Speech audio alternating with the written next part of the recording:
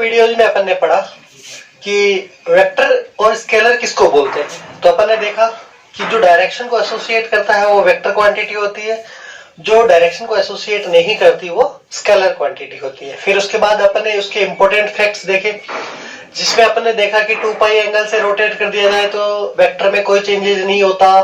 फिर उसके बाद अपन ने देखा कि वेक्टर को पैरेलल शिफ्ट किया जा सकता है। फिर उसके बाद अपन ने टेल टू टेल ज्वाइनिंग की और देखा कि स्मॉलेस्ट एंगल जो होता है एंगल बिटवीन वेक्टर्स होता है। तो अब इस लेक्चर को आगे बढ़ाते हैं और अपन टाइप्स ऑफ वेक्टर पढ़ते हैं। तो टाइप्स ऑफ वेक्टर में नेगेटिव वेक्टर हुआ, इक्वल वेक्टर हुआ, जीरो वेक्टर हुआ, यूनिट वेक्टर हुआ, ऑर्थोगोनल वेक्टर हुआ, ये काफी सारे वेक्टर जो है अपन सारे स्टडी करने वाले। तो 1 बाय 1 अपन स्टडी करेंगे। और ये इंपोर्टेंट यूनिट वेक्टर जो है अपन ने लास्ट में लिखा है। ये 2-3 ही इंपोर्टेंट है, जैसे negative vector, equal vector, zero vector और यूनिट वेक्टर। ठीक है, ये काफी इंपॉर्टेंट है। इसके अलावा ये सारी चीजें कई सर्कुलर मोशन में काम में आएगी, कई किस में काम में आएगी और कोई खास बात नहीं है। तो स्टार्ट करते हैं अपन टाइप्स ऑफ वेक्टर में। तो सबसे पहला टाइप है अपना नेगेटिव वेक्टर। तो नेगेटिव वेक्टर की बात करते हैं। तो यहां से मैं आपको एक्सप्लेन कर रहा हूं। तो पहला वेक्टर है नेगेटिव वेक्टर की बात कर रहे हैं। तो नेगेटिव वेक्टर क्या है? जैसे नाम से पता लग रहा है नेगेटिव, नेगेटिव को मतलब एक दूसरे के अपोजिट होना चाहिए। तो अपोजिट होना चाहिए, तो जैसे मान लो कि एक वेक्टर ये है, मान लो कि ये ए वेक्टर है, ठीक है। तो दूसरा वेक्टर मान लो कि मैं ये बोल दूं कि ये है बी। क्या दोनों की डायरेक्शन अपोजिट है? पर क्या मैं इसको नेगेटिव वेक्टर बोल सकता हूं? नहीं। क्यों नहीं बोल सकता? क्योंकि नेगेटिव वेक्टर में मैग्नीट्यूड भी क्या होना चाहिए? सेम होना चाहिए। तो क्या यहां दोनों का मैग्नीट्यूड सेम है? नहीं, क्योंकि अपन ने कल बात की थी कि जो लेंथ ऑफ एरो है वो क्या बताती है अपने को? मैग्नीट्यूड। तो क्या यहाँ पे ए वेक्टर का मैग्नीट्यूड और बी वेक्टर का मैग्नीट्यूड क्या बराबर है? नहीं, बराबर नहीं है, तो ये नेगेटिव वेक्टर नहीं हो सकते। तो इसका मतलब नेगेटिव वेक्टर के लिए 2 चीजें इंपॉर्टेंट हो गई। क्या?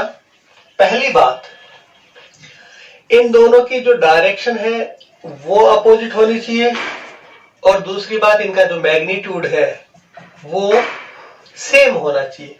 इसका मतलब अगर अपन बोले कि magnitude of A is equals to magnitude of B, ठीक है, और दूसरी बात डायरेक्शन देखें तो दोनों की डायरेक्शन अपोजिट है, तो डायरेक्शन जो है वो होनी चाहिए अपोजिट, ठीक है। तो सिंपल सी बात है, नेगेटिव वेक्टर्स कौन से वेक्टर होंगे? जिनका मैग्नीट्यूड तो सेम हो और डायरेक्शन क्या हो? अपोजिट। तो मैग्नीट्यूड सेम और डायरेक्शन अपोजिट, तो ऐसे वेक्टर जो होते हैं वो क्या कहलाते हैं? नेगेटिव वेक्टर कहलाते हैं। तो पहला टॉपिक अपना समझ में आया कि मैग्नीट्यूड सेम होना चाहिए और डायरेक्शन क्या होनी चाहिए? अपोजिट। क्लियर मामला? एक एग्जांपल देता हूं दूसरा और देख लेते हैं कि जैसे मान लो मैंने बोला 2 मीटर इन ईस्ट डायरेक्शन, ठीक है, और अपन ने बोला 3 मीटर इन वेस्ट डायरेक्शन, ठीक है। तो क्या ये नेगेटिव वेक्टर है?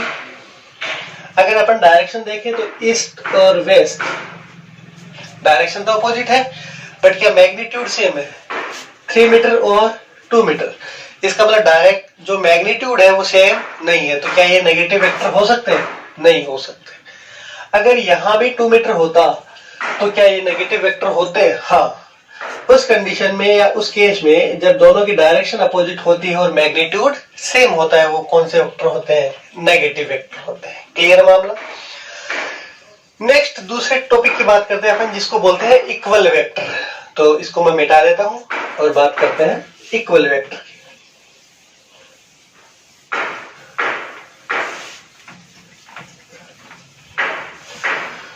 तो इक्वल वेक्टर क्या होते हैं इसकी बात अपन कर रहे हैं। तो अब इक्वल वेक्टर देखो, यानी इक्वल वेक्टर दूसरे पॉइंट की बात कर रहे हैं। इक्वल वेक्टर कौन से होते हैं? जिनका मैग्नीट्यूड भी सेम हो और डायरेक्शन भी सेम हो। उसमें अपोजिट डायरेक्शन थी, इसमें डायरेक्शन क्या होनी चाहिए, सेम डायरेक्शन होनी चाहिए। इसका मतलब अपन ये बोल सकते हैं, सीधे सीधे बोले तो मैग्नीट्यूड जो है वो भी सेम होना चाहिए और जो डायरेक्शन है वो भी सेम होनी चाहिए। अगर दोनों ही सेम है तो वो जो वेक्टर होगा वो कौन सा होगा, इक्वल वेक्टर होगा। फॉर एग्जाम्पल अगर अपन बात करें, मैंने बोला कि 2 मीटर इन द ईस्ट, ठीक है, और दूसरा मैंने ऐसा बोल दिया कि 4 मीटर इन द ईस्ट।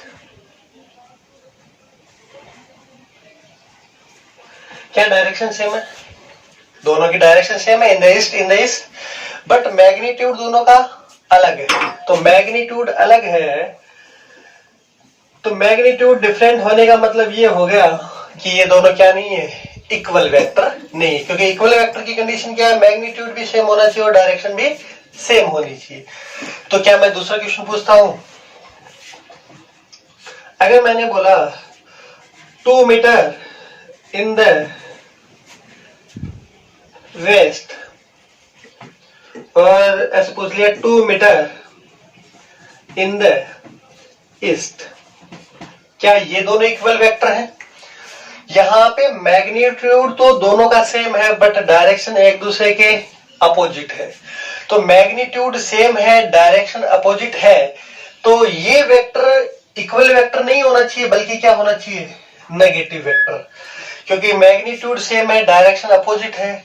अगर मान लो मैं यहां ऐसे बोल देता कि नॉर्थ होता, तो नॉर्थ होता तो क्या अब ये नेगेटिव वेक्टर होते? नहीं। क्या इक्वल वेक्टर होते? नहीं। क्योंकि दोनों के केस के लिए क्या है कि मैग्नीट्यूड क्या होना चाहिए, सेम, और डायरेक्शन भी क्या होनी चाहिए, सेम। तो क्या यहाँ मैग्नीट्यूड तो सेम है बट डायरेक्शन सेम नहीं है, तो क्या ये इक्वल वेक्टर होगा? नहीं होगा। क्या तीसरा क्वेश्चन और पूछ लेता हूं, जैसे मान लो लास्ट क्वेश्चन मैं से पूछता कि 2 मीटर इन द नॉर्थ, और ऐसे पूछ लेता कि 2 न्यूटन इन द नॉर्थ, क्या दोनों इक्वल वेक्टर है? अगर अपन देखें कि मैग्नीट्यूड 2 है, डायरेक्शन सेम है, क्या मैग्नीट्यूड सेम है, डायरेक्शन सेम है, तो क्या इक्वल वेक्टर होना चाहिए? नहीं, क्योंकि यहां मैग्नीट्यूड सेम नहीं है। सेम किस लिए नहीं है, क्योंकि ये वाला मैग्नीट्यूड है वो है 2 मीटर और ये वाला मैग्नीट्यूड है वो है 2 न्यूटन। तो क्या ये दोनों बराबर है? नहीं, ये दोनों अलग अलग क्वांटिटियां हैं, बराबर नहीं है, इसलिए क्या नहीं होगा, इक्वल वेक्टर। तो ये मैक्सिमम 3 टाइप के क्वेश्चन बन सकते हैं, क्योंकि इसमें अपन ने क्या देख लिया, मैग्नीट्यूड को चेंज कर दिया, इसमें अपन ने डायरेक्शन को चेंज कर दिया, और इसमें अपन ने यूनिट को चेंज कर दिया। तो ये हो गया इक्वल वेक्टर। फिर इसके बाद अपन पढ़ने वाले हैं पैरेलल वेक्टर। तो नेक्स्ट है अपना पैरेलल वेक्टर।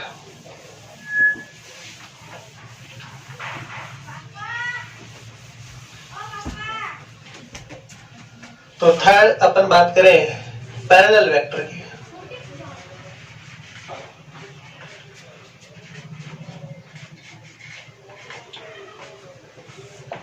पैरेलल वेक्टर क्या होता है?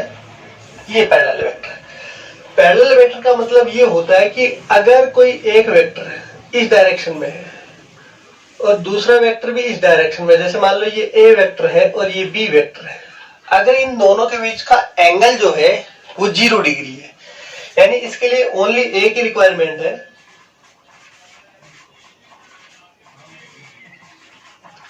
कि जो एंगल होता है दोनों वेक्टर्स के बीच, तो एंगल बिटवीन वेक्टर्स इज 0, यानी इन दोनों के बीच में एंगल 0 होना चाहिए, इसके लिए और कोई रिक्वायरमेंट नहीं। तो पैरेलल वेक्टर्स वो होंगे जिनके बीच में एंगल क्या हो, 0। क्या एंगल 0 होगा तो दोनों की डायरेक्शन भी सेम होगी? तो अगर मैं एक एग्जांपल लूं कि मैंने बोला कि ये 2 मीटर या ये ए वेक्टर है जिसकी डायरेक्शन इधर है, क्या ये बी वेक्टर है जिसकी डायरेक्शन भी इधर है, क्या यहां से देखें तो मैग्नीट्यूड सेम है।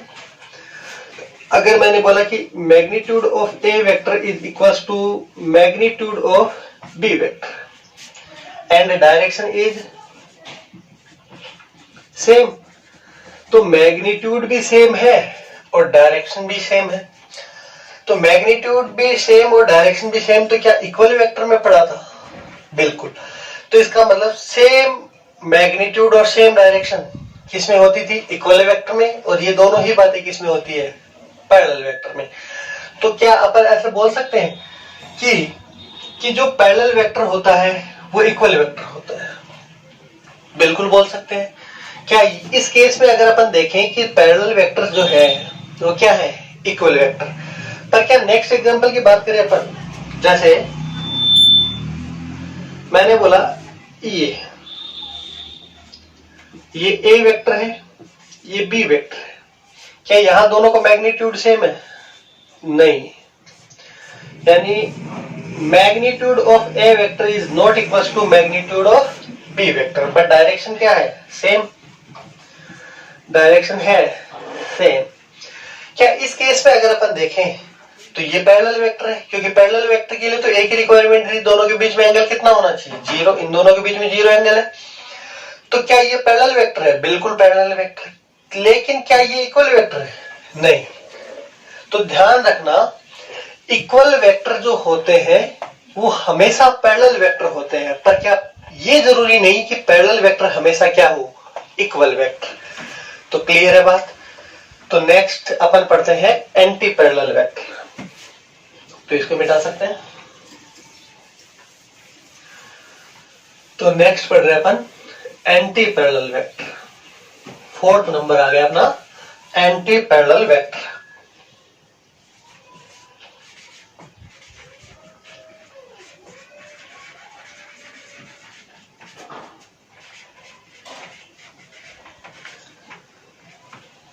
हाँ, तो एंटी का मतलब एक दूसरे के क्या होना चाहिए? अपोजिट डायरेक्शन में। तो सेम टू सेम अपन बात करें कि एंटी पैरेलल क्या होता है कि दोनों के डायरेक्शन क्या होनी चाहिए? अपोजिट। तो इसके लिए भी केवल एक ही रिक्वायरमेंट है। जैसे मान लो कि ये वेक्टर ए है और ये है वेक्टर बी। अगर इन दोनों के बीच का जो एंगल है वो 180 डिग्री हो, यानी इसकी भी ओनली एक ही रिक्वायरमेंट है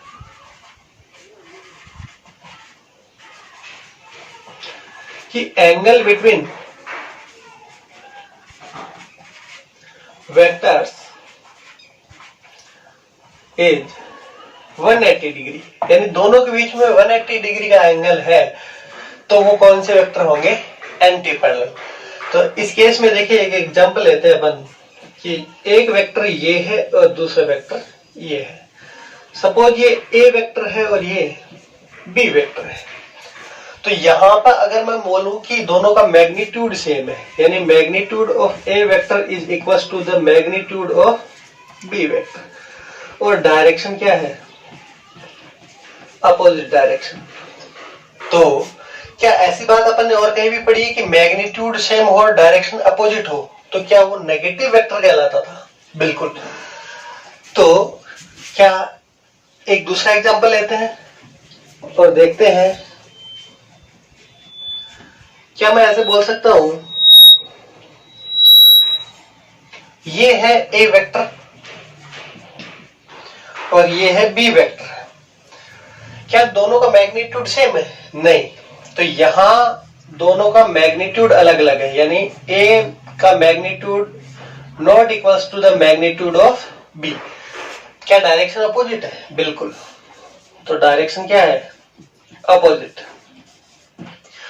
तो यहां अगर अपन देखें तो नेगेटिव वेक्टर में क्या था कि मैग्नीट्यूड सेम होना चाहिए और डायरेक्शन अपोजिट होनी चाहिए।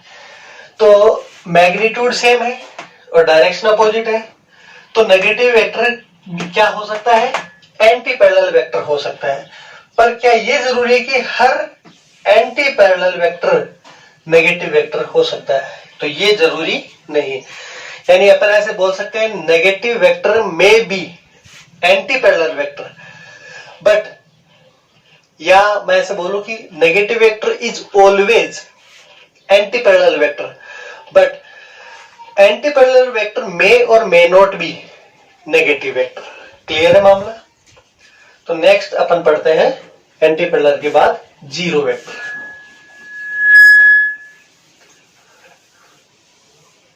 तो नेक्स्ट है अपना जीरो वेक्टर।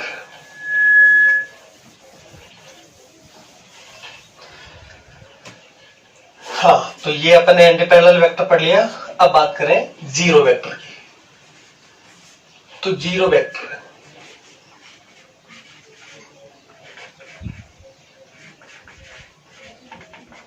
तो नाम से अपने को पता लगता है जीरो वेक्टर का मतलब जिसका मैग्नीट्यूड क्या हो, जीरो। तो सोचो इसके लिए एक ही केस है, अगर मैं बोलूं कि मैग्नीट्यूड जीरो है तो मैग्नीट्यूड जीरो होगा तो क्या वो पॉइंट ऐसे दिखेगा कि जिसका मैग्नीट्यूड क्या है, जीरो, और मैग्नीट्यूड जीरो होगा तो इसकी पॉइंट की डायरेक्शन क्या होनी चाहिए, कोई भी डायरेक्शन ले सकते हो। तो इसकी डायरेक्शन जो होगी आर्बिट्रेरी होगी, तो इसकी डायरेक्शन जो होगी आर्बिट्रेरी।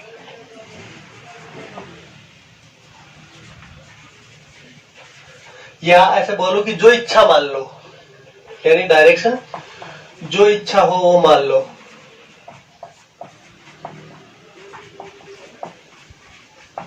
क्लियर है मामला? यानी मैग्नीट्यूड क्या होना चाहिए इसके लिए, जीरो होना चाहिए, और मैग्नीट्यूड जीरो होगा तो डायरेक्शन जो इच्छा हो वो मान सकते हैं। इसको क्या बोलते हैं, जीरो वेक्टर बोलते हैं। क्लियर है? नेक्स्ट आता है ऑर्थोगोनल वेक्टर, यानी 6 नंबर पे आ गया अपने पास ऑर्थोगोनल वेक्टर।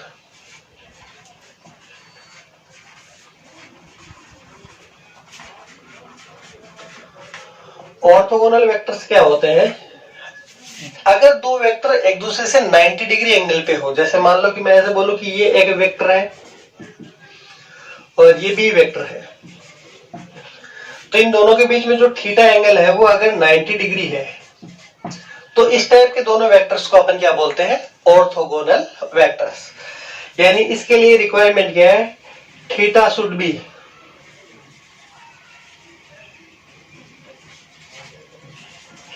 डिग्री। तो इसका मतलब ऐसे दो वेक्टर जिनके दोनों के बीच में एंगल 90 डिग्री हो तो वो वेक्टर कौन सा होगा, ऑर्थोगोनल वेक्टर। क्लियर है मामला? नेक्स्ट आता है एक्सियल वेक्टर। नेक्स्ट अपन पढ़ रहे हैं एक्सियल वेक्टर। तो axial vector,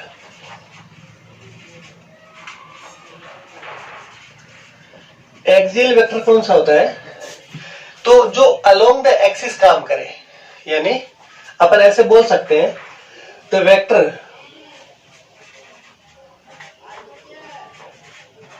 whose act along the axis,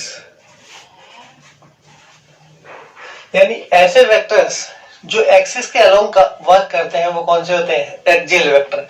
जैसे अपन कई एग्जांपल्स ले सकते हैं, जैसे अपन बोले सर्कुलर मोशन जो पढ़ेंगे अपन,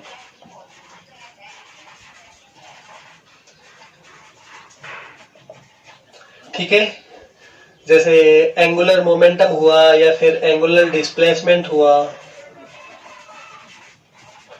एंगुलर डिस्प्लेसमेंट, एंगुलर वेलोसिटी, ये सब क्या है, एक्सियल वेक्टर्स है। ठीक है, नेक्स्ट आता है अपना यूनिट वेक्टर, जो अपन मोस्ट ऑफ काम में लेंगे, ये है यूनिट वेक्टर। तो यूनिट वेक्टर क्या होते हैं, यूनिट का मतलब अपन जानते हैं 1 होता है, यानी ऐसा वेक्टर जिसका मैग्नीट्यूड क्या है, 1 आए, और उसके साथ वो क्या रिप्रेजेंट करे, डायरेक्शन को रिप्रेजेंट करे, तो ऐसा वेक्टर क्या होगा, यूनिट वेक्टर होगा।